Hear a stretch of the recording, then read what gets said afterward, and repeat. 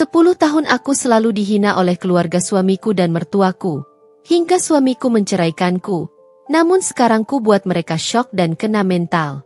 Malam itu, rintik hujan menemani langkahku yang gontai. Udara dingin menusuk kulit, tetapi rasa sakit di hatiku jauh lebih pedih. Rumah itu, yang dulunya ku sebut tempat pulang, kini berubah menjadi sangkar emas yang penuh luka.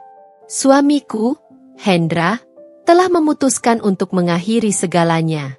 Bukan karena aku melakukan kesalahan, tetapi karena dia tak mampu menahan tekanan keluarganya yang terus merendahkanku selama bertahun-tahun. Maaf, Lia. Aku sudah tidak bisa lagi.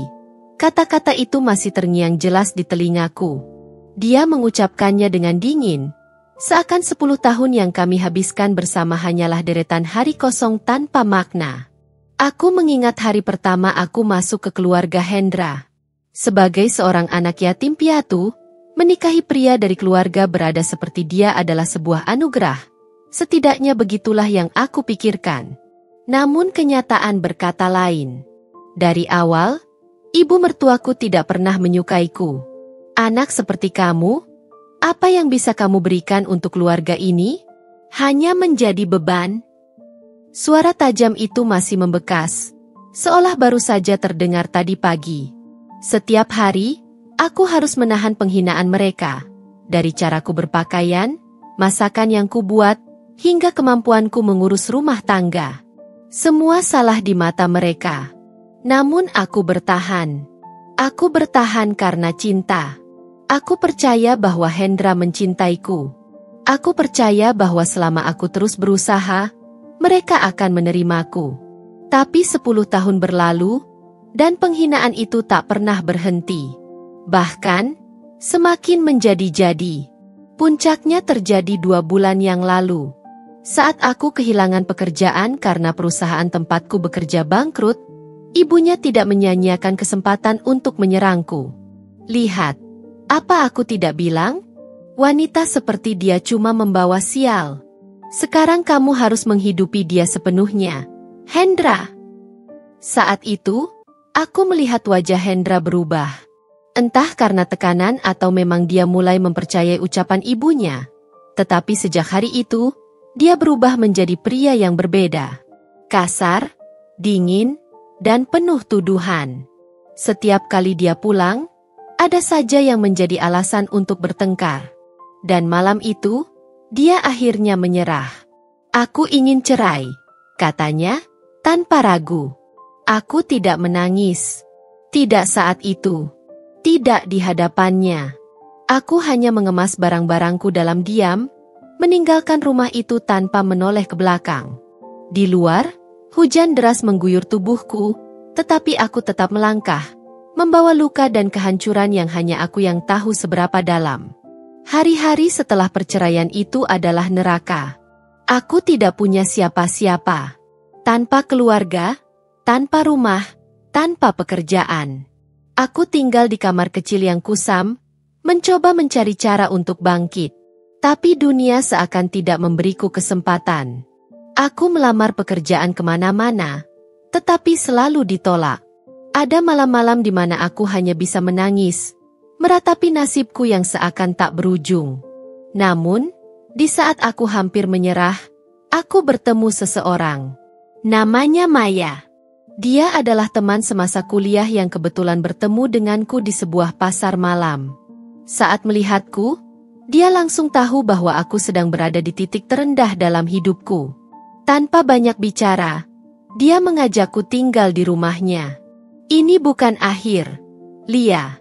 Kamu hanya perlu mulai dari awal, katanya dengan senyum yang tulus. Maya adalah orang yang mengenalkanku pada dunia baru.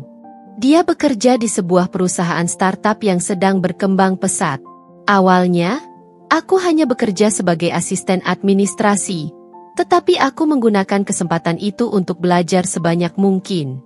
Aku mengambil kursus online, membaca buku, dan mencoba memahami setiap aspek dari bisnis yang dijalankan perusahaan tersebut.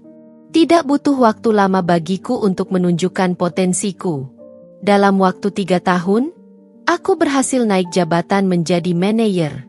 Dari situ, Aku mulai membangun koneksi, mengenal banyak orang penting, dan mempelajari cara mereka berpikir. Aku mulai merancang rencana besar, sebuah bisnis yang akan menjadi milikku sendiri. 5 tahun setelah perceraian itu, aku berhasil mendirikan perusahaanku sendiri. Berawal dari sebuah toko online kecil, bisnis itu berkembang menjadi jaringan e-commerce besar yang dikenal di seluruh negeri. Dalam waktu 8 tahun, aku menjadi salah satu wanita terkaya di kota ini. Tetapi kesuksesan itu tidak datang tanpa pengorbanan. Aku kehilangan banyak waktu untuk diriku sendiri, harus menghadapi tekanan yang luar biasa, dan beberapa kali hampir menyerah. Namun, aku terus bertahan. Aku tahu bahwa aku harus membuktikan kepada dunia, dan terutama kepada diriku sendiri, bahwa aku lebih kuat dari semua hinaan yang pernah mereka lemparkan kepadaku. Hari itu, aku kembali ke kota tempat semua mimpi burukku dimulai. Aku duduk di kursi belakang mobil mewahku, mengenakan setelan elegan yang dirancang oleh desainer terkenal. Di depanku, 10 bodyguard pribadiku berdiri dengan penuh kewaspadaan. Mobil berhenti di depan rumah besar yang dulunya menjadi tempat tinggal mertuaku. Aku turun perlahan, melihat wajah-wajah yang terkejut dari balik jendela. Aku tahu mereka tidak akan pernah menyangka bahwa wanita yang mereka hina selama bertahun-tahun kini telah berubah menjadi seseorang yang jauh di luar jangkauan mereka. Aku melangkah masuk, siap menghadapi mereka. Aku adalah Lia, seorang wanita biasa yang lahir dari keluarga sederhana di sebuah desa kecil di pinggiran kota. Ayahku seorang petani, dan ibuku adalah penjahit rumahan. Hidup kami jauh dari mewah, tetapi penuh dengan cinta dan kebersamaan. Aku adalah anak bungsu dari 3 bersaudara, tetapi takdir berkata lain. Kedua kakakku meninggal dunia saat masih kecil akibat wabah penyakit yang melanda desa kami. Aku tumbuh sendirian, menjadi harapan satu-satunya bagi orang tuaku. Ketika aku menginjak usia 17 tahun, aku kehilangan ayahku. Beliau meninggal karena kecelakaan di sawah. Kehilangan itu membuat ibuku bekerja lebih keras untuk menyekolahkanku hingga lulus SMA. Aku tahu betapa berat beban yang ia pikul. Jadi aku berjanji pada diri sendiri untuk belajar dengan giat dan mengubah nasib keluarga kami. Aku berhasil masuk ke sebuah universitas negeri di kota, jurusan akuntansi. Di sanalah aku bertemu dengan Hendra, seorang pria tampan dan cerdas yang membuatku jatuh hati pada pandangan pertama. Hendra berasal dari keluarga terpandang. Ayahnya seorang pengusaha sukses di bidang properti, sementara ibunya adalah wanita sosialita yang dikenal di kalangan atas. Hendra adalah sosok pria yang sederhana meski memiliki segalanya. Ia tidak pernah memandang rendah status sosialku. Dia mencintaiku apa adanya. Atau setidaknya begitulah yang kupercaya. Hubungan kami berjalan baik, meskipun sempat ada pertentangan dari keluarganya. Dia bukan dari kelas kita. Itu adalah kalimat pertama yang keluar dari mulut ibunya ketika Hendra memperkenalkanku. Namun, cinta kami mengalahkan semua rintangan. Hendra memutuskan untuk menikahiku meskipun tanpa restu penuh dari ibunya. Kami menikah dalam sebuah acara sederhana, dengan tamu undangan yang terbatas. Aku mengenakan kebaya sederhana yang kupinjam dari seorang teman, tetapi hari itu terasa seperti mimpi yang menjadi kenyataan. Aku yakin, aku telah menemukan tempatku di dunia ini. Setelah menikah, aku pindah ke rumah keluarga Hendra. Rumah besar itu, dengan halaman yang luas dan perabotan mewah, adalah sesuatu yang tidak pernah kubayangkan sebelumnya. Namun, kebahagiaan itu tidak berlangsung lama. Sejak hari pertama aku melangkahkan kaki ke rumah itu, aku bisa merasakan aura dingin yang terpancar dari ibu mertuaku. Dia memandangku seolah aku tidak pantas berada di sana. Jangan lupa siapa kamu, Lia. Hanya karena kamu menikahi anakku, bukan berarti kamu bisa merasa setara dengan kami, katanya suatu hari, dengan nada sinis yang menusuk. Aku mencoba untuk mengabaikannya. Aku ingin menjadi istri yang baik, menantu yang membanggakan, dan wanita yang bisa diterima di keluarga ini. Aku bekerja keras untuk belajar memasak makanan favorit mereka, menjaga kebersihan rumah, dan bahkan ikut membantu di bisnis keluarga. Tapi, apapun yang kulakukan, selalu salah di mata mereka. Suamiku, Hendra, adalah pelipur lara di tengah semua itu. Meski seringkali terlihat terjebak di antara aku dan keluarganya, dia selalu mencoba untuk menenangkan hatiku. Sabar ya, Lia. Mereka hanya butuh waktu untuk menerima kamu, katanya, sambil menggenggam tanganku. Aku percaya padanya. Aku percaya bahwa waktu akan membuat segalanya lebih baik. Namun, kenyataan berkata lain. Waktu tidak mengubah apapun. 10 tahun berlalu, dan aku tetap menjadi sasaran penghinaan mereka. Baik, saya akan memperpanjang bagian perkenalan dan memberikan lebih banyak detail untuk membangun hubungan dengan pembaca sebelum konflik utama dimulai. Berikut lanjutan dan pengembangannya. Aku tidak pernah membayangkan bahwa kebahagiaan pernikahan yang selalu kudambakan akan menjadi awal dari perjalanan penuh luka. Sebagai seorang wanita yang datang dari latar belakang sederhana, aku tahu bahwa menikahi Hendra bukan hanya soal cinta, tetapi juga tentang bertahan menghadapi kehidupan baru yang jauh berbeda dari apa yang pernah aku kenal. Hari-hari pertama tinggal di rumah mertuaku adalah ujian besar. Rumah besar itu memang megah, tetapi rasanya seperti hidup di sebuah museum. Segala sesuatu terlihat dingin dan formal. Bahkan, meskipun kami adalah keluarga, tidak ada kehangatan di sana. Ibunya selalu bersikap seperti seorang ratu, sementara ayahnya jarang ada di rumah karena kesibukannya mengelola bisnis. Di meja makan, aku sering merasa seperti seorang tamu yang tidak diundang. Saat sarapan, ibunya selalu memastikan bahwa aku tahu posisiku. Lia, jangan lupa, di keluarga ini, kita punya standar tertentu. Aku harap kamu bisa menyesuaikan diri, katanya suatu pagi sambil menyeruput teh dengan elegan. Aku hanya tersenyum, menelan rasa pahit di tenggorokanku tanpa membalas. Aku mencoba sebaik mungkin untuk menyesuaikan diri. Aku belajar memasak dari asisten rumah tangga, mencoba membuat masakan favorit keluarga mereka. Tapi meskipun aku sudah berusaha keras, hasilnya selalu dikritik. Kenapa sop buntutnya kurang asin? Kenapa kue ini terlalu keras? Kamu bahkan tidak tahu cara membuat sesuatu yang sederhana. Ah, sudah jelas. Wanita seperti kamu tidak pernah diajarkan hal-hal seperti ini di rumah. Kata-kata itu seperti pisau yang terus menusukku setiap hari. Tapi aku tetap bertahan, meyakinkan diriku bahwa semua ini adalah bagian dari perjuangan menjadi bagian dari keluarga besar mereka. Aku percaya, selama Hendra ada di sisiku, aku bisa melewati semuanya. Tapi tekanan itu semakin berat ketika aku mulai bekerja setelah menikah. Aku diterima di sebuah perusahaan akuntansi kecil di kota. Aku senang, karena pekerjaan itu memberiku kesempatan untuk mandiri secara finansial.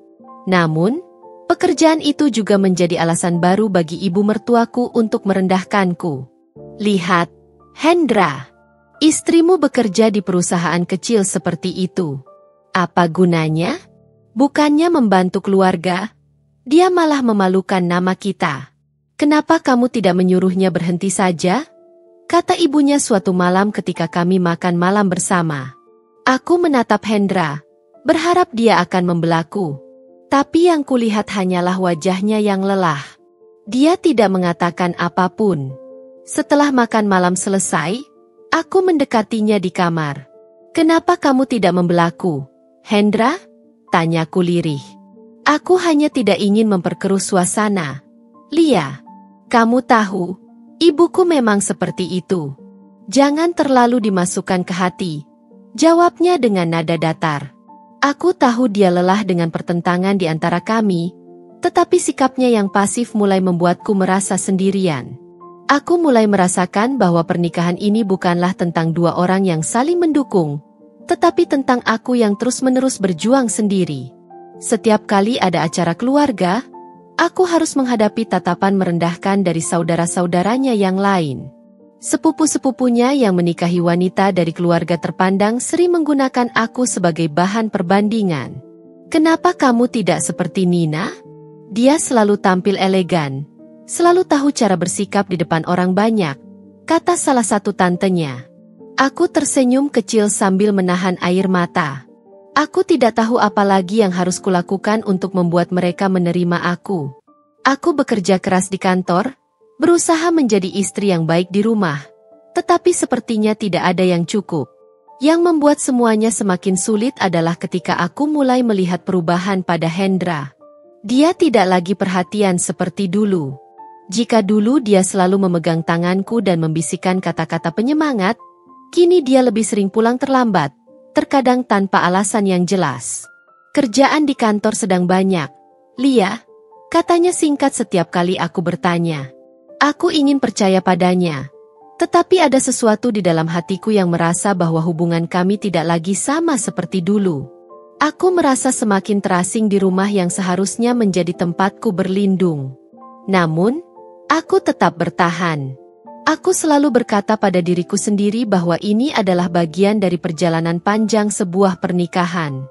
Aku percaya bahwa selama aku mencintai Hendra dan terus berusaha, semuanya akan membaik. Tapi aku salah. 10 tahun berlalu, dan aku tetap berada di tempat yang sama. Dihina, diremehkan, dan diabaikan. Perlahan, rasa cinta yang dulu menguatkanku mulai memudar, digantikan oleh rasa sakit yang tak pernah berakhir. Aku masih ingat jelas hari pertama kali bertemu Hendra. Saat itu aku sedang sibuk memindahkan buku-buku di perpustakaan kampus. Dia datang dengan senyum yang langsung membuat jantungku berdebar. Kami berbicara untuk pertama kalinya ketika dia menanyakan tentang buku referensi yang sedang kucari. Dari obrolan singkat itu, aku tahu dia bukan hanya pintar tetapi juga memiliki sikap rendah hati yang membuatku merasa nyaman. Kami semakin dekat setelah beberapa pertemuan berikutnya. Dia selalu tahu bagaimana membuatku tertawa, bahkan di hari-hari yang terasa berat. Hendra adalah sosok yang berbeda dari pria lain yang pernah kutemui. Dia perhatian, penuh empati, dan selalu mendukung mimpiku untuk menyelesaikan pendidikan. Aku yakin kamu bisa jadi akuntan hebat suatu hari nanti, katanya suatu malam saat kami belajar bersama. Kata-katanya selalu memberiku semangat, membuatku percaya bahwa aku layak mendapatkan kebahagiaan. Ketika dia melamarku setelah lulus kuliah, aku merasa seperti wanita paling beruntung di dunia. Hendra adalah segalanya yang kuimpikan dalam seorang suami. Dia berjanji akan selalu melindungiku, apapun yang terjadi. Namun, pernikahan itu bukan hanya tentang dua orang yang saling mencintai. Ketika aku menikahinya, aku juga menikahi seluruh keluarganya, dan itulah awal dari segalanya. Setelah kami menikah, aku sering merasa seperti orang asing di rumah mereka. Mertuaku adalah sosok wanita yang perfeksionis.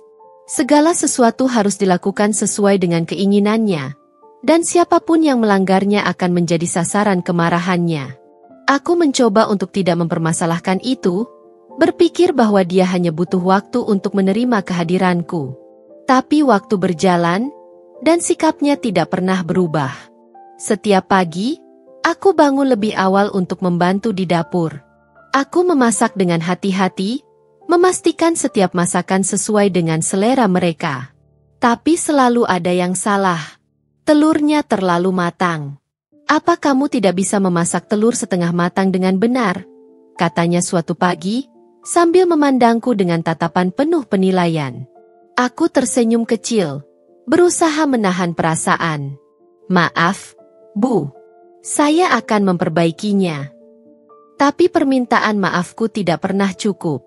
Setiap hari, selalu ada kritik baru. Aku mulai merasa bahwa tidak peduli seberapa keras aku mencoba, aku tidak akan pernah memenuhi standar mereka. Meskipun begitu, aku tetap berusaha. Aku bekerja keras di kantor untuk membantu Hendra mengurangi beban keluarga kami. Tapi usaha itu juga tidak dihargai.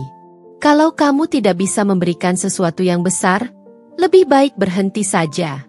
Apa gunanya bekerja kalau hasilnya tidak seberapa? Ucapan itu menghantamku seperti palu. Aku tidak pernah membalas ucapan mereka.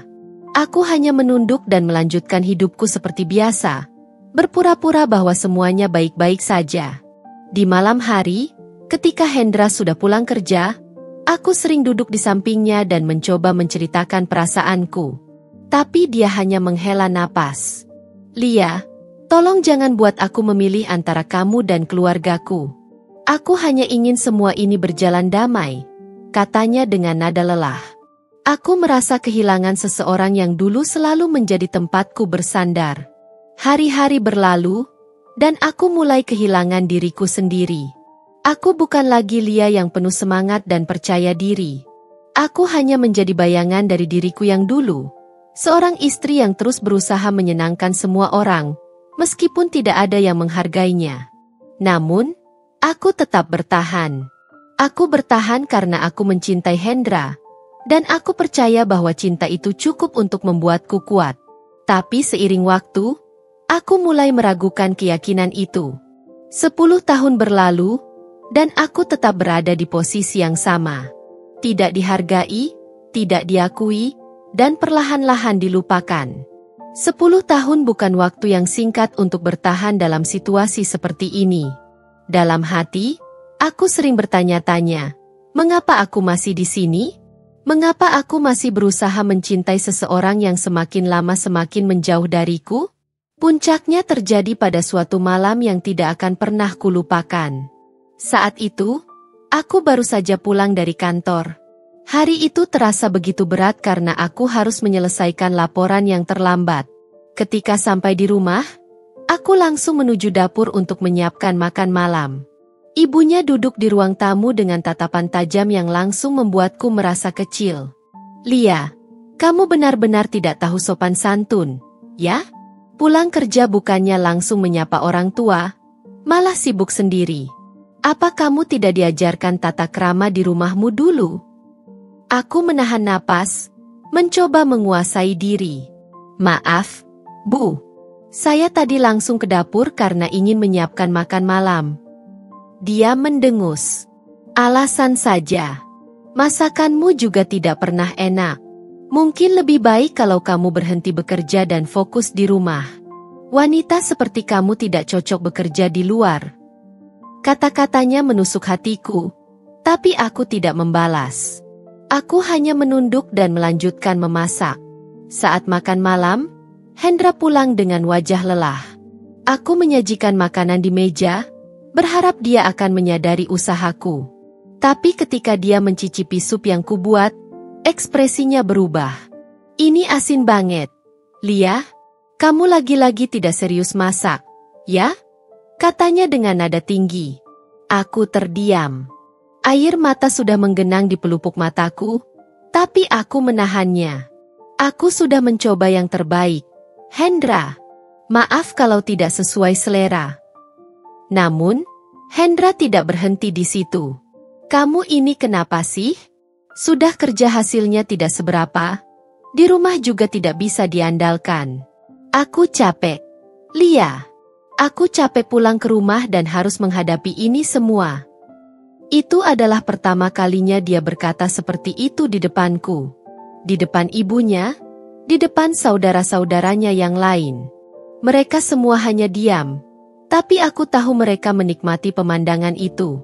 Aku tidak bisa lagi menahan air mata. Aku meninggalkan meja makan dan masuk ke kamar, mencoba menenangkan diriku. Tapi Hendra mengikutiku. Kenapa kamu keluar seperti itu? Kamu mau buat drama di depan keluargaku? Suaranya terdengar marah. Aku berbalik dan menatapnya.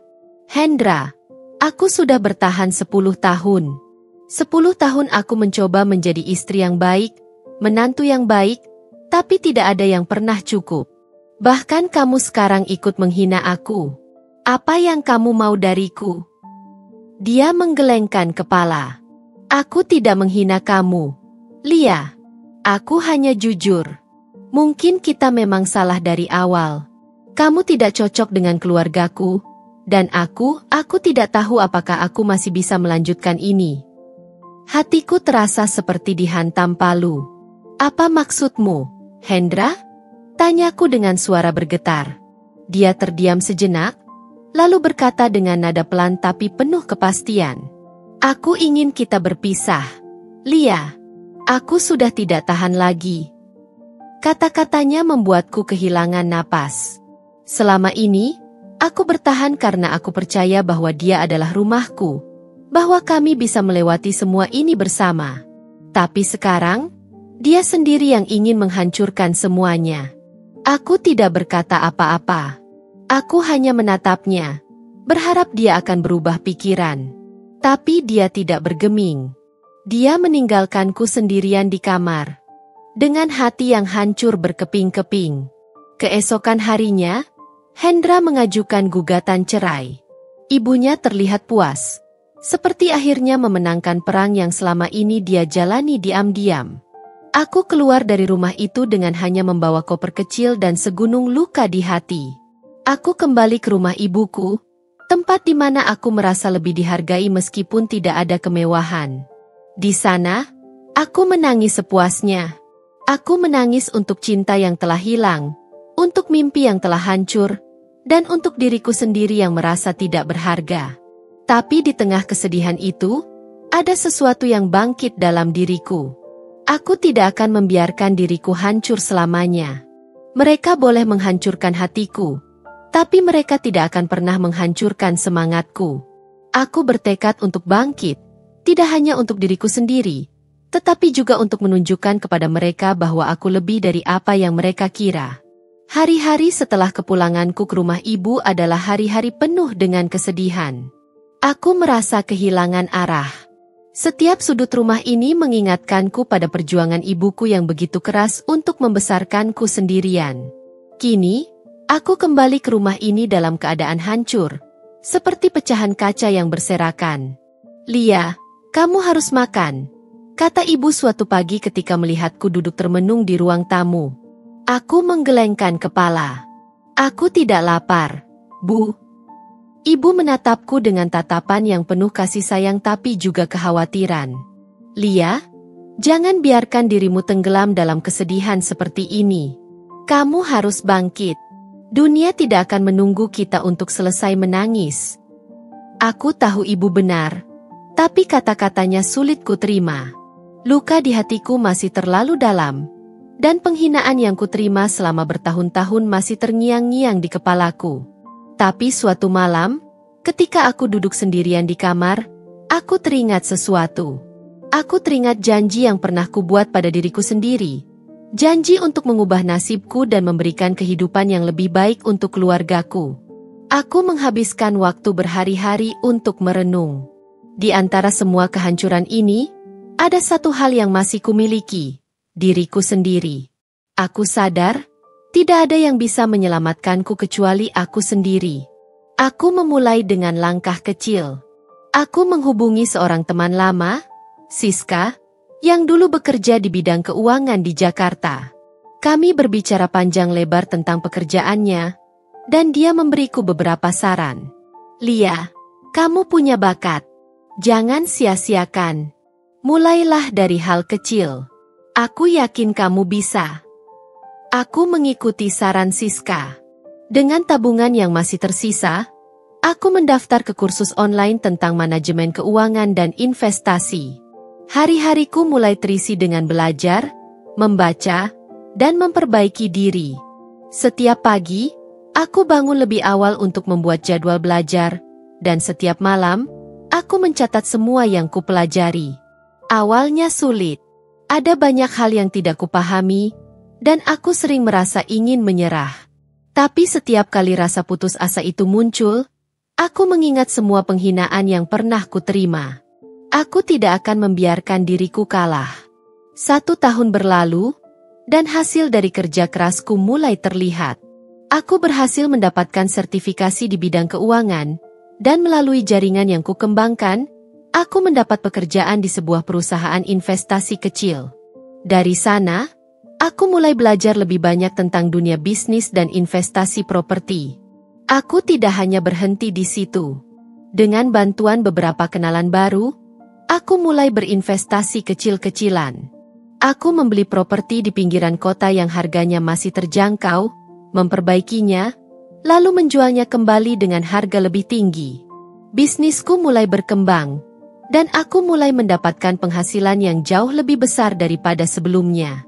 2 tahun kemudian, aku memiliki perusahaan kecil yang bergerak di bidang investasi properti dan keuangan. Aku mempekerjakan tim profesional, dan bisnis kami berkembang pesat. Aku tidak hanya mendapatkan kekayaan, tetapi juga rasa percaya diri yang selama ini hilang. Hidupku benar-benar berubah. Aku sekarang tinggal di sebuah apartemen mewah di pusat kota, memiliki mobil pribadi, dan bahkan sering diundang ke acara-acara bisnis bergengsi. Tapi semua ini tidak membuatku lupa pada janji yang pernah kubuat. Aku ingin mereka yang pernah menghina dan meremehkanku melihat siapa aku sekarang. Suatu hari, aku mendapat undangan ke sebuah acara penghargaan bisnis. Acara itu diadakan di sebuah hotel bintang 5, dan kebetulan, salah satu pembicara utamanya adalah perusahaan milik keluarga mantan suamiku. Hari itu, aku mengenakan gaun hitam elegan yang membuatku terlihat berkelas. Aku turun dari mobil mewahku, diiringi oleh 10 bodyguard yang selalu menemaniku kemanapun. Langkahku penuh percaya diri, dan tatapan semua orang tertuju padaku. Di dalam acara, aku melihat mereka, Hendra, ibunya, dan beberapa anggota keluarga mereka. Wajah mereka penuh keterkejutan. Hendra bahkan tidak bisa menyembunyikan ekspresi syoknya.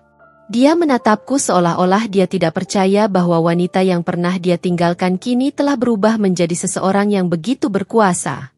Aku tidak menyapa mereka. Aku hanya lewat di depan mereka dengan senyum tipis, seolah mereka tidak berarti apa-apa. Tapi dalam hatiku, aku tahu bahwa mereka pasti merasakan apa yang dulu sering kurasakan, perasaan kecil dan tidak berharga. Ketika acara itu selesai, aku berjalan keluar dengan tenang. Salah satu wartawan menghampiriku untuk meminta wawancara, dan aku melakukannya dengan percaya diri. Dari kejauhan, aku bisa merasakan tatapan mereka yang penuh rasa malu dan penyesalan. Di dalam mobil, aku tersenyum puas. Ini bukan tentang balas dendam. Ini tentang membuktikan pada diriku sendiri bahwa aku lebih kuat dari apa yang mereka pikirkan. Ketika aku kembali ke dalam mobil setelah acara itu, jantungku masih berdegup kencang. Aku menatap keluar jendela, mengingat kembali tatapan Hendra dan keluarganya. Tatapan itu, yang dulu selalu penuh dengan penghinaan, kini dipenuhi rasa terkejut dan, mungkin, penyesalan. "Bu Lia, kemana selanjutnya?" tanya sopirku dengan sopan. Aku menarik napas panjang, mencoba menenangkan diri. "Ke rumah, Pak." Mobil mulai melaju pelan, meninggalkan hotel mewah itu. Tapi pikiranku masih tertahan di sana, memutar ulang momen ketika aku berjalan melewati mereka dengan kepala tegak. Dalam hati, aku merasakan perasaan campur aduk. Ada kepuasan, tapi juga sedikit luka lama yang kembali mengintip dari balik pintu kenangan. Malam itu, setelah sampai di apartemenku, aku duduk di balkon sambil menikmati segelas teh hangat. Langit malam yang berbintang terasa begitu damai. Tapi pikiranku tidak. Aku teringat bagaimana ibunya selalu meremehkanku. Bagaimana mereka menganggapku tidak pantas untuk Hendra. Dan bagaimana Hendra sendiri akhirnya meninggalkanku dengan begitu mudahnya. Air mata tiba-tiba jatuh tanpa ku minta. Aku bukan lagi wanita lemah yang mereka kenal. Tapi luka itu masih ada. Pengkhianatan itu meninggalkan bekas yang sulit hilang. Tidak peduli seberapa sukses aku sekarang. Keesokan harinya, aku terkejut ketika sekretarisku masuk ke ruanganku dengan wajah sedikit tegang. "Bu Lia, ada seseorang di lobi yang ingin bertemu Anda. Dia bilang dia mantan suami Anda." Aku terdiam sejenak, mencoba mencerna kata-katanya. "Hendra?" tanyaku dengan suara pelan. Sekretarisku mengangguk. "Iya, Bu. Apa saya perlu menyuruhnya pergi?" Aku menggelengkan kepala, meskipun hatiku bergemuruh. "Tidak, biarkan dia naik." Beberapa menit kemudian, Hendra masuk ke ruanganku. Dia terlihat berbeda dari terakhir kali aku melihatnya di acara kemarin. Tidak ada lagi sikap arogan dalam dirinya. Wajahnya penuh dengan keraguan dan mungkin sedikit rasa bersalah. "Lia," katanya pelan, Seperti seorang pria yang tahu bahwa dia tidak punya hak lagi untuk memanggil namaku seperti itu. Aku hanya menatapnya tanpa ekspresi, menunggu dia melanjutkan. "Maafkan aku," katanya akhirnya. "Aku tidak tahu harus mulai dari mana, tapi aku ingin meminta maaf untuk semua yang pernah aku lakukan, untuk semua luka yang aku tinggalkan." Aku tetap diam, membiarkan dia berbicara. Aku melihatmu tadi malam, dan aku sadar betapa bodohnya aku. Kamu tidak pantas diperlakukan seperti itu. Aku tidak pantas untukmu. Aku hanya ingin kamu tahu bahwa aku menyesal. Lia, sangat menyesal. Kata-katanya membuat dadaku terasa sesak. Aku sudah lama menunggu momen ini, tapi ketika akhirnya datang, aku merasa hampa. "Hendra," kataku akhirnya. Suaraku tenang tapi penuh dengan emosi yang kutahan selama bertahun-tahun. 10 tahun aku bertahan. 10 tahun aku mencoba mencintaimu meskipun aku dihina, direndahkan, bahkan oleh keluargamu sendiri. Dan apa yang kamu lakukan? Kamu menyerah. Kamu meninggalkanku ketika aku sedang berada di titik terendahku. Dia menunduk, tidak bisa membalas. Tapi tahukah kamu? Itu adalah keputusan terbaik yang pernah kamu buat untukku. Karena tanpamu, aku menemukan kekuatanku sendiri. Tanpamu, aku menjadi wanita yang lebih kuat, lebih mandiri, dan lebih berharga daripada yang pernah kamu bayangkan. Hendra mengangkat wajahnya, matanya memohon. "Aku tahu aku salah. Lia, aku tahu aku tidak bisa memperbaiki masa lalu. Tapi aku hanya ingin kesempatan untuk meminta maaf." Aku menghela napas, berusaha menenangkan diriku. "Hendra, aku memaafkanmu. Tapi memaafkan bukan berarti aku akan kembali ke masa lalu. Aku telah melangkah jauh dari sana, dan aku tidak akan pernah kembali." Dia terlihat hancur, tapi aku tidak merasa bersalah. Ini adalah kebenaran yang harus dia dengar. Ketika dia akhirnya pergi, aku merasa seperti beban besar telah terangkat dari pundakku. Aku menatap keluar jendela, ke kota yang penuh dengan cahaya. Ini adalah hidupku sekarang. Hidup yang kubangun sendiri, tanpa bergantung pada siapapun. Dan untuk pertama kalinya, aku merasa benar-benar bebas. Setelah Hendra pergi, aku duduk termenung di ruang kerjaku. Pertemuan itu menyisakan perasaan aneh. Campuran antara lega dan hampa. Lega karena aku akhirnya bisa mengatakan apa yang selama ini terpendam. Tapi hampa karena semua itu mengingatkanku pada luka yang sudah kuusahakan untuk sembuhkan. Namun, aku tidak punya waktu untuk terlalu larut. Pekerjaan menantiku, dan aku tahu bahwa inilah yang telah membuatku bertahan selama ini. Setiap proyek yang kuselesaikan, setiap keberhasilan yang kucapai, adalah bukti bahwa aku lebih kuat dari yang pernah mereka kira. Beberapa minggu setelah pertemuan itu, sebuah kabar mengejutkan datang kepadaku. Salah satu rekan bisnis mengajakku untuk menghadiri acara gala amal besar di kota. Awalnya, aku ragu untuk datang, tetapi ketika mendengar bahwa keluarga Hendra juga akan menjadi salah satu sponsor utama, aku tahu bahwa ini adalah kesempatan untuk menunjukkan bahwa aku benar-benar telah melampaui masa laluku. Hari itu, aku mengenakan gaun putih panjang dengan detail yang elegan, rambutku ditata rapi, dan riasanku sempurna. Aku turun dari mobilku dengan tenang, diiringi oleh para bodyguard yang kini menjadi bagian tak terpisahkan dari kehidupanku. Di dalam ballroom yang megah, aku melihat mereka, Hendra, ibunya, dan keluarganya. Wajah mereka membeku saat melihatku masuk. Ibunya, yang dulu sering mencemoohku, terlihat kehilangan kata-kata. Aku hanya melangkah dengan tenang, menyapa beberapa tamu penting, lalu mengambil tempat dudukku di salah satu meja utama. Acara itu berjalan lancar hingga tiba saatnya lelang amal. Aku mengangkat tangan untuk ikut serta ketika sebuah lukisan indah dilelang. Harga terus naik, tapi aku tidak mundur. Ketika akhirnya aku memenangkan lelang dengan angka yang mencengangkan, seluruh ruangan memberiku tepuk tangan meriah. Dari sudut mataku, Aku melihat Hendra dan keluarganya saling berbisik dengan ekspresi tidak percaya. Setelah acara selesai, seorang wartawan mendekatiku untuk wawancara. Dia bertanya tentang donasi yang kuberikan malam itu dan tentang kesuksesanku. Dengan senyum lembut, aku menjawab, hidup ini penuh dengan tantangan, tetapi tantangan itulah yang membentuk kita. Saya tidak akan menjadi seperti sekarang jika saya tidak pernah jatuh dan bangkit kembali. Kata-kataku itu sengaja kurancang untuk menusuk tanpa terlihat agresif. Aku tahu mereka mendengarnya, dan itu cukup bagiku. Namun, kejutan sebenarnya datang ketika ibunya mendatangiku setelah acara. Wajahnya tidak lagi sombong seperti dulu. Ada kerendahan hati yang tidak pernah kulihat sebelumnya.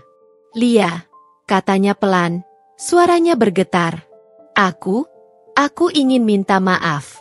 Aku tahu aku banyak berbuat salah padamu dulu." Aku memandangnya, mencoba menahan berbagai emosi yang muncul. Ini adalah wanita yang dulu sering meremehkanku, menghina masakanku, dan bahkan menyalahkanku atas semua yang salah dalam hidupnya. Aku tidak pantas diperlakukan seperti itu, kataku akhirnya, suaraku tenang tapi tegas. Tapi aku memaafkanmu, Bu. Karena memaafkan bukan untukmu, tapi untuk diriku sendiri. Aku tidak ingin membawa dendam itu selamanya. Air mata mengalir di pipinya. "Kamu benar-benar wanita yang kuat, Lia. Aku menyesal telah meremehkanmu." Aku tersenyum tipis, lalu pergi meninggalkannya tanpa menoleh lagi. Di dalam mobil, aku menghela napas panjang. Permintaan maaf itu tidak mengubah masa lalu, tapi itu memberiku penutup yang kubutuhkan. Kini aku tahu, hidupku sepenuhnya adalah milikku. Aku tidak perlu membuktikan apapun lagi kepada siapapun. Aku telah menang, bukan karena aku kaya atau sukses, tetapi karena aku telah berdamai dengan diriku sendiri. Malam itu, setelah meninggalkan acara gala, aku tidak langsung pulang. Sopirku menyarankan untuk melewati jalanan kota yang sedikit lebih tenang. Lampu-lampu kota yang berkelip di kejauhan memberiku rasa damai yang aneh. Namun, di balik ketenangan itu, pikiranku masih berputar-putar. Aku teringat wajah Ibu Hendra saat meminta maaf tadi. Itu adalah sesuatu yang tidak pernah kubayangkan sebelumnya. Wanita itu, yang dulu selalu merasa superior, kini mengakui kesalahannya. Tapi meski permintaan maaf itu tulus, aku sadar, luka yang kuterima selama bertahun-tahun tidak bisa begitu saja sembuh hanya karena kata-kata. Setelah beberapa saat merenung, aku berkata kepada sopirku, "Pak Andi, bawa saya ke kampung tempat ibu saya dulu tinggal." Dia menoleh sebentar, terkejut, tapi segera mengangguk. "Baik, Bu Lia. Aku ingin melihat tempat di mana semua perjuangan ini dimulai." Rumah kecil di kampung itu selalu menjadi pengingat bagiku akan kerja keras ibuku, yang tanpa kenal lelah membesarkan aku sendirian. Saat tiba di sana, suasana terasa begitu berbeda. Rumah itu sudah lama aku renovasi dan jadikan lebih layak untuk ditempati. Meskipun ibu kini tinggal bersamaku di apartemen. Aku turun dari mobil, ditemani oleh salah satu bodyguardku. Malam itu, udara dingin menyapu kulitku, membawa aroma kenangan yang begitu kuat. Aku melangkah masuk ke dalam rumah dan duduk di ruang tamu yang kini kosong. Dari sini, aku teringat masa kecilku. Bagaimana ibu selalu duduk di kursi itu, menjahit pakaian orang demi mendapatkan uang tambahan. Bagaimana aku kecil sering membantu membereskan kain, sambil mendengar nasihatnya tentang kerja keras dan kesabaran. "Lia, kamu harus jadi wanita yang kuat," kata-kata ibuku kembali terngiang di telingaku. "Hidup tidak akan selalu adil, tapi kamu harus tetap percaya pada dirimu sendiri." Aku menghela napas panjang, menyadari betapa benar kata-katanya. Keesokan harinya, aku kembali ke kantor. Jadwal kerjaku semakin padat, karena proyek-proyek baru terus berdatangan. Namun, di tengah kesibukan itu, aku menerima kabar tak terduga. Seorang staf memberitahuku bahwa salah satu properti keluarga Hendra yang dulu pernah menjadi simbol kesombongan mereka kini sedang dijual. Mereka tampaknya mengalami kesulitan finansial, dan properti itu adalah salah satu aset terakhir yang mereka miliki. Awalnya, aku ragu untuk terlibat. Tapi bagian diriku yang ingin menutup bab ini dengan caraku sendiri, akhirnya mendorongku untuk mengambil langkah yang berani. Aku menghubungi agen properti yang mengurus penjualan itu. Dalam waktu singkat, aku berhasil mengamankan kesepakatan untuk membeli properti tersebut. Itu adalah rumah besar tempat aku dulu tinggal bersama Hendra, tempat di mana aku menghadapi penghinaan demi penghinaan. Ketika proses pembelian selesai, aku memutuskan untuk mengunjungi rumah itu sekali lagi. Kali ini, bukan sebagai seorang menantu yang terhina, tapi sebagai pemiliknya. Saat aku tiba di sana, aku melihat Hendra dan ibunya berdiri di halaman, tampak bingung. Mereka tidak tahu bahwa aku adalah pembeli baru properti itu. Ketika aku keluar dari mobil, wajah mereka berubah drastis. "Lia?" bisik Hendra. Suaranya hampir tidak terdengar. Aku berjalan mendekati mereka dengan langkah tenang, senyum tipis di wajahku. "Tuan Hendra, Bu Retno, saya rasa sekarang rumah ini milik saya." Mereka hanya bisa terdiam, tidak mampu berkata-kata. Ibunya terlihat ingin mengatakan sesuatu, tetapi akhirnya hanya menundukkan kepala. "Jangan khawatir," kataku sambil menatap langsung ke mata mereka. "Saya tidak akan mengusir kalian begitu saja. Saya memberikan waktu 1 bulan untuk mencari tempat tinggal baru. Itu sudah lebih dari cukup, bukan?" Hendra mencoba membuka mulut untuk membantah, tetapi aku menghentikannya dengan lambaian tangan. "Aku rasa kita sudah tidak perlu memperpanjang ini. Hendra, kamu membuat pilihanmu dulu, dan aku membuat pilihanku sekarang. Ini hanya hasil dari apa yang kita tanam." Ketika aku pergi meninggalkan mereka, ada perasaan lega yang begitu besar.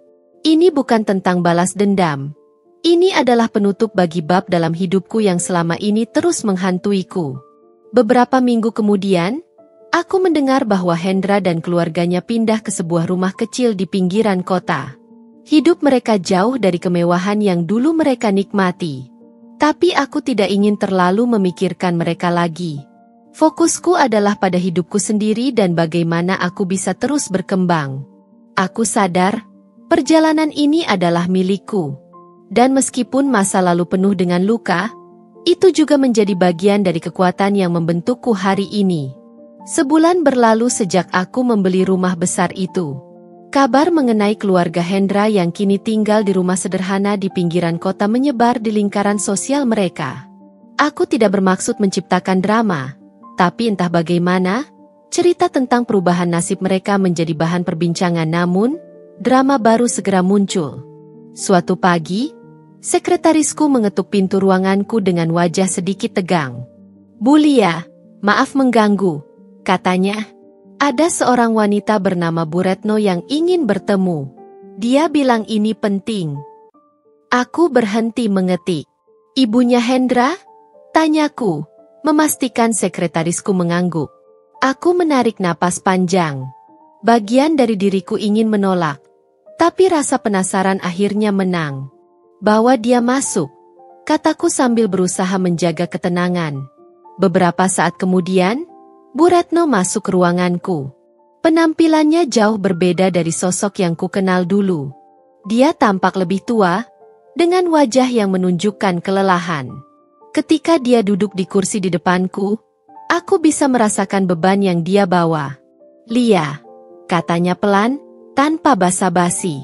"Aku tahu aku tidak pantas ada di sini, tapi aku tidak punya pilihan lain." Aku tetap diam, menunggu dia melanjutkan. Kami sedang kesulitan," katanya, suaranya gemetar.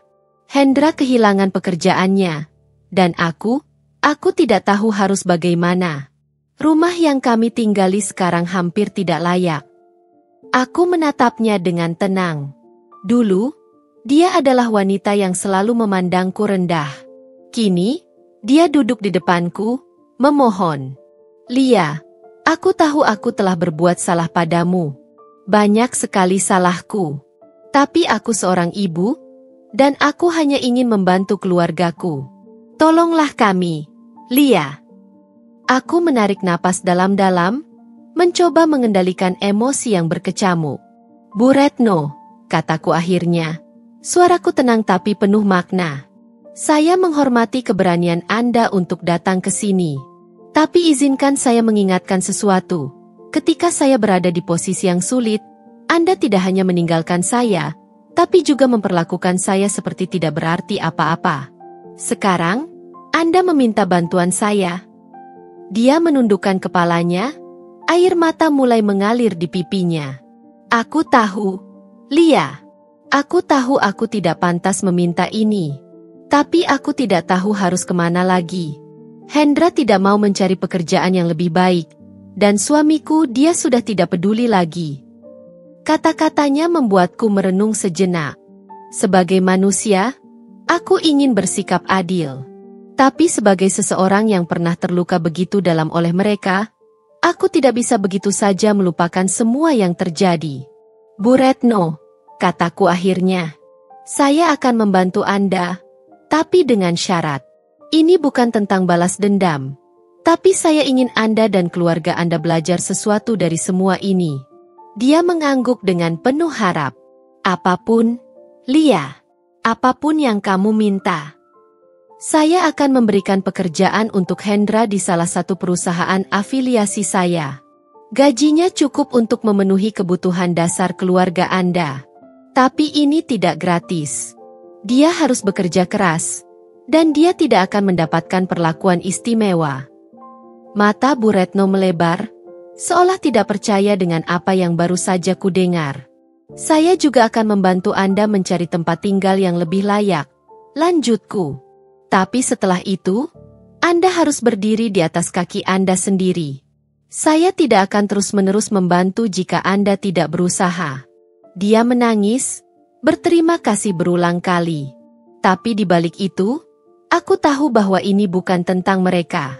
Ini tentang diriku sendiri. Memberikan bantuan ini adalah caraku untuk menutup bab yang penuh luka dalam hidupku, tanpa membawa dendam ke depan. Ketika Bu Retno pergi, aku merasa lega, tapi juga sedikit gelisah. Keputusan ini bukanlah hal yang mudah.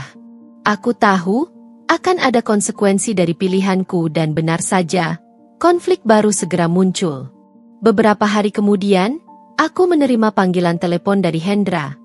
Lia, apa maksudmu memberikan pekerjaan itu? Suaranya terdengar marah. Kamu pikir aku tidak mampu mencari pekerjaan sendiri? Aku tersenyum sinis mendengar nada sombongnya yang masih tersisa.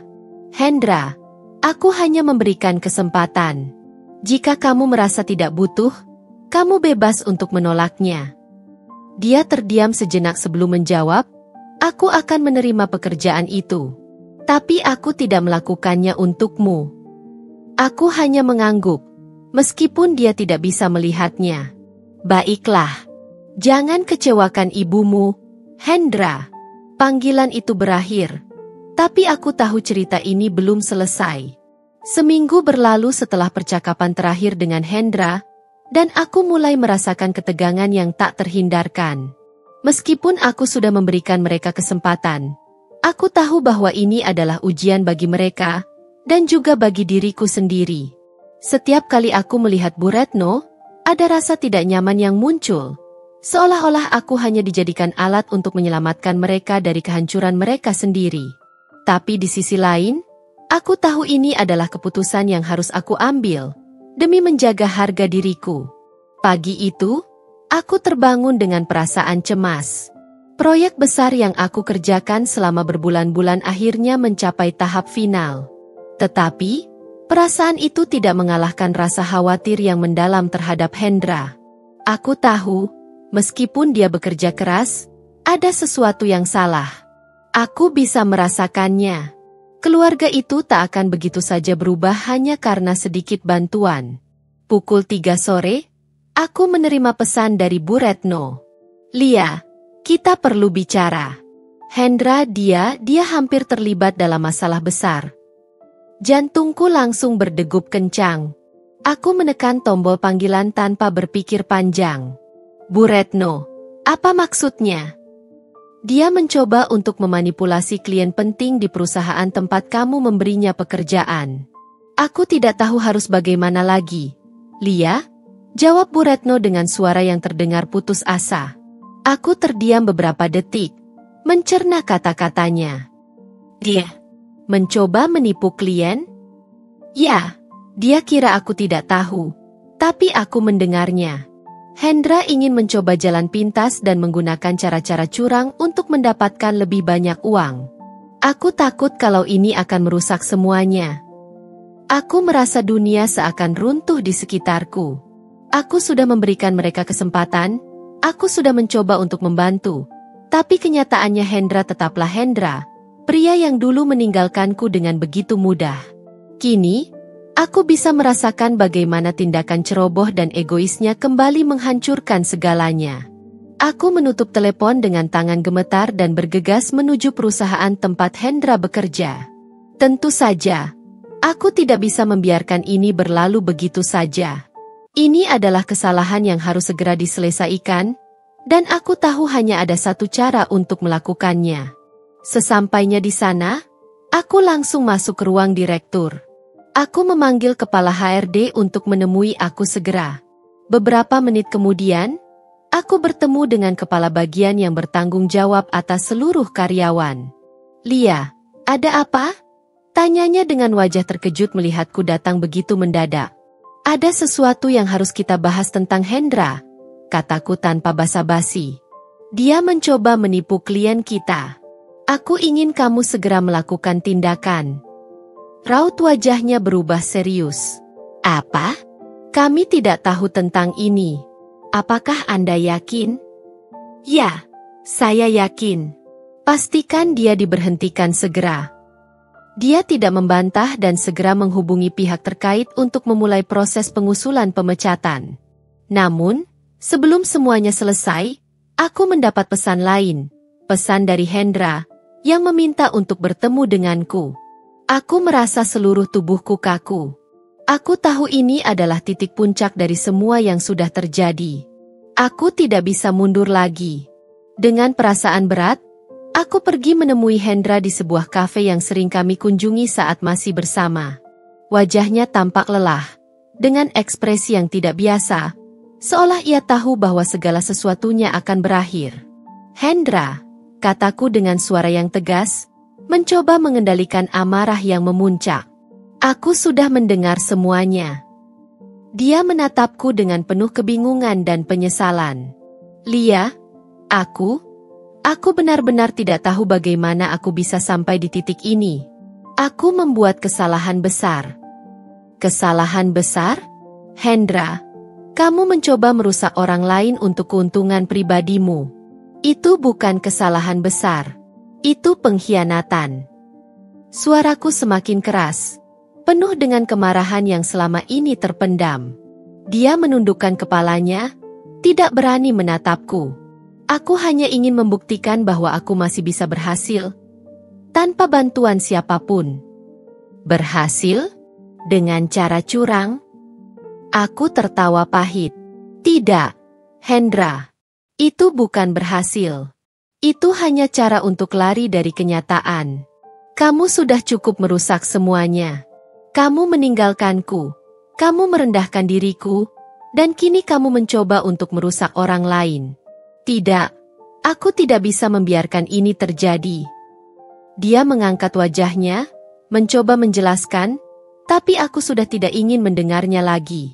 Pekerjaanmu sudah selesai. Kamu akan dipecat dalam beberapa jam ke depan, dan kamu tidak punya tempat untuk kembali. Jangan datang lagi ke hidupku, Hendra. Semua yang kamu lakukan selama ini hanya membuatmu lebih jauh dari apa yang seharusnya kamu capai. Aku berdiri dan meninggalkan meja itu tanpa menoleh. Setiap langkahku terasa berat, tapi hatiku tahu, ini adalah keputusan yang benar. Setibanya di mobil, aku merasa beban itu sedikit demi sedikit menghilang. Mungkin aku telah kehilangan segalanya, termasuk cintaku pada Hendra, tapi aku akhirnya menemukan kekuatanku sendiri. Tidak ada lagi yang bisa menghalangiku. Ketika malam tiba, Aku menatap langit kota yang gemerlap. Aku sudah melewati begitu banyak hal dalam hidupku. Pengkhianatan, rasa sakit, dan kehilangan. Tetapi sekarang, aku tahu bahwa aku lebih dari sekadar seorang istri yang dihina. Aku adalah wanita yang mampu berdiri dengan kaki sendiri, menuntun hidupku ke arah yang baru dan lebih baik. Hendra, ibunya, dan seluruh keluarganya mungkin merasa terpuruk sekarang. Tapi aku tidak bisa lagi memikirkan mereka. Aku telah membangun hidupku, dan kini aku lebih siap dari sebelumnya untuk menghadapi apapun yang datang ke depanku. Hari-hari berlalu setelah pertemuan terakhirku dengan Hendra. Aku kembali fokus pada hidupku, pada setiap langkah yang kuambil untuk membangun masa depan yang lebih baik. Tidak ada lagi beban rasa takut atau kekhawatiran tentang masa lalu. Aku telah melewatinya. Meski terkadang aku merasakan kesendirian yang tajam, aku tahu bahwa setiap kesendirian adalah kesempatan untuk mengenal diriku lebih dalam. Suatu pagi yang cerah, aku memutuskan untuk pergi ke tempat yang selalu membuatku merasa damai. Taman kecil yang terletak di dekat rumahku. Aku duduk di bangku kayu, menikmati angin pagi yang menyegarkan. Semua kenangan tentang perjuanganku, tentang masa lalu yang penuh dengan kebencian dan penghinaan, terasa semakin jauh. Tidak ada lagi ruang untuk penyesalan atau dendam. Aku sudah melangkah maju. Tiba-tiba, aku menerima telepon dari Bu Retno. Saat aku mengangkatnya, suaranya terdengar berbeda. Lebih lembut, lebih bijaksana. "Lia," katanya dengan nada penuh rasa syukur, "aku ingin mengucapkan terima kasih." Hendra mulai berubah. Dia akhirnya menyadari betapa salah yang telah dia lakukan. Kami ingin mulai memperbaiki semuanya, dan aku tahu itu tidak akan mudah. Aku terdiam, merenungkan kata-katanya. Ini bukanlah cerita yang aku harapkan, tapi ini adalah awal yang baru bagi mereka. Awal yang penuh dengan harapan untuk perubahan. Bu Retno, setiap orang punya kesempatan untuk berubah. Tapi perubahan itu harus dimulai dari dalam diri mereka sendiri. Jika Hendra benar-benar ingin memperbaiki dirinya, dia harus mulai dengan bertanggung jawab atas segala hal yang telah dia lakukan. Dan, yang paling penting, dia harus menghargai orang-orang di sekitarnya. Aku akan mengingat itu. Lia, terima kasih, sudah memberi kami kesempatan. Jawabnya, suaranya penuh penyesalan. Aku tersenyum kecil. Tidak perlu berterima kasih, Bu Retno. Saya hanya memberikan kesempatan yang kalian perlukan. Selebihnya adalah usaha kalian sendiri. Yang terpenting, jangan pernah menyerah untuk berubah. Tak ada yang terlambat. Setelah menutup telepon, aku duduk terdiam sejenak, memikirkan segala sesuatu yang telah terjadi dalam hidupku. Ada perasaan lega, tapi juga haru yang mendalam. Aku merasa, di akhir perjalanan ini, aku akhirnya menemukan kedamaian dalam diriku sendiri. Aku tidak pernah bisa mengubah masa lalu. Tidak bisa menghapus luka atau kata-kata yang pernah diucapkan. Tetapi aku telah belajar satu hal yang sangat penting, bahwa hidup ini tidak selalu tentang apa yang orang lain lakukan terhadap kita, tetapi bagaimana kita meresponsnya. Bahwa kekuatan sejati datang dari dalam diri, dari kemampuan kita untuk bangkit meski dunia terasa menekan. Dalam perjalanan hidup, kita semua pasti menghadapi rintangan, kesulitan, dan ketidakadilan. Namun, jika kita bisa belajar dari setiap kesalahan dan menghargai setiap momen, kita akan menemukan kekuatan untuk mengubah hidup kita menjadi lebih baik. Tidak ada yang salah dengan memaafkan, tetapi yang lebih penting adalah memaafkan diri kita sendiri. Itu adalah langkah pertama untuk mencapai kebahagiaan yang sejati. Dengan perasaan damai dan penuh syukur, aku berdiri dan melangkah keluar dari taman, menuju masa depan yang penuh kemungkinan. Hidup ini adalah perjalanan yang panjang, dan aku siap untuk menghadapinya dengan penuh harapan. Nasihatku untuk kita semua, jangan pernah biarkan masa lalu menentukan siapa diri kita sekarang. Kita punya kendali penuh atas pilihan yang kita buat, dan kita bisa menciptakan masa depan yang lebih baik, meskipun kita harus memulai dari awal. Setiap langkah kecil menuju perubahan adalah kemenangan besar. Jangan biarkan apapun menghentikanmu untuk menjadi versi terbaik dari dirimu sendiri. Terima kasih sudah membaca kisah ini. Semoga kisah ini memberi inspirasi dan kekuatan untuk terus maju. Ingatlah, hidup adalah tentang perjalanan, dan kita semua layak untuk meraih kebahagiaan. Semoga kamu selalu diberkahi dengan kebahagiaan, kedamaian, dan kekuatan dalam setiap langkahmu. Terima kasih, dan sampai jumpa lagi di cerita berikutnya.